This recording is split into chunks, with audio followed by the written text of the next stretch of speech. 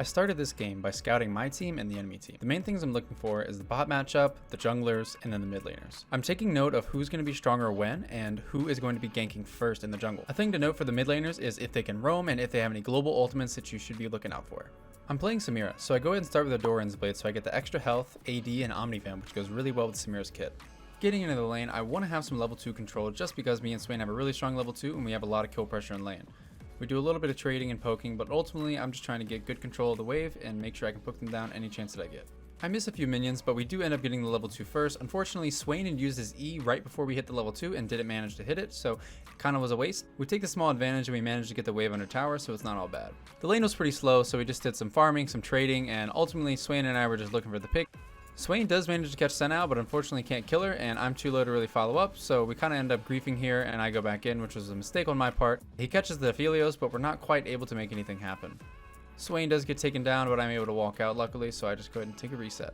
Swain takes a roam mid, which isn't a bad play objectively, but it does end up hurting me because Aphelios isn't able to crash his wave, and unfortunately, because Swain's not here, I'm not able to hold the wave. I ping for the jungle assistance, but he was a little late getting here. Mundo should have pathed from his Gromp straight to bot lane to help me catch this wave and potentially kill the Aphelios since he hadn't reset yet, but unfortunately I take a lot of poke and they end up crashing the wave under tower and start attacking it.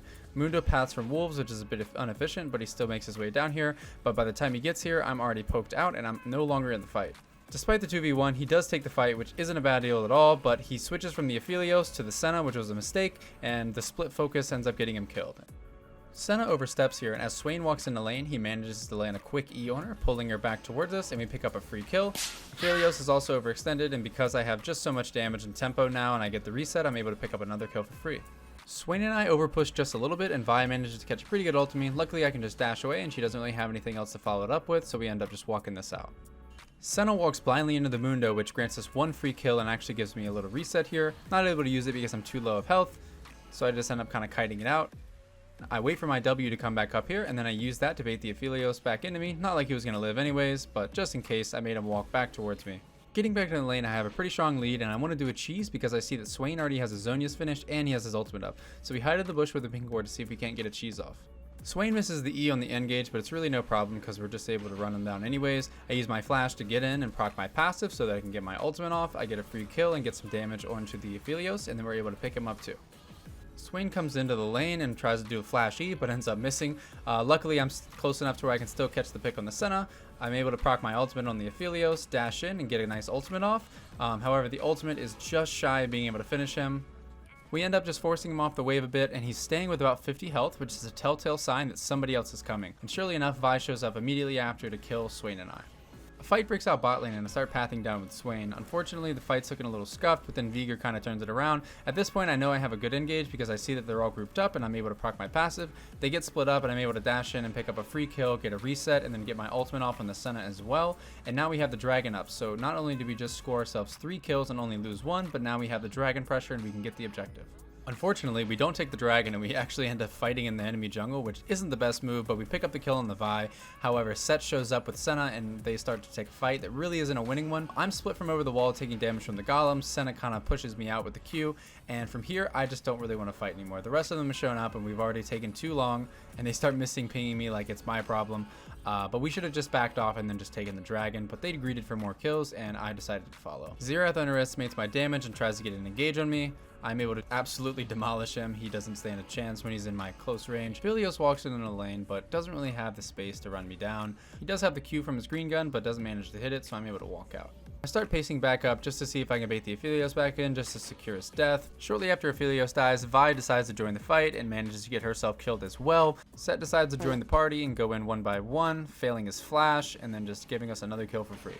I end up pathing bot and I see that everybody's around, and me as their carry, I'm pinging them back because they don't have me and I'm getting tower and solo XP and gold for free. Unfortunately, I spend a bit too much time farming bot. Vi does a flash Q, misses, but I'm still able to die because of the Xerath ult combined with the Vi ult locking me down.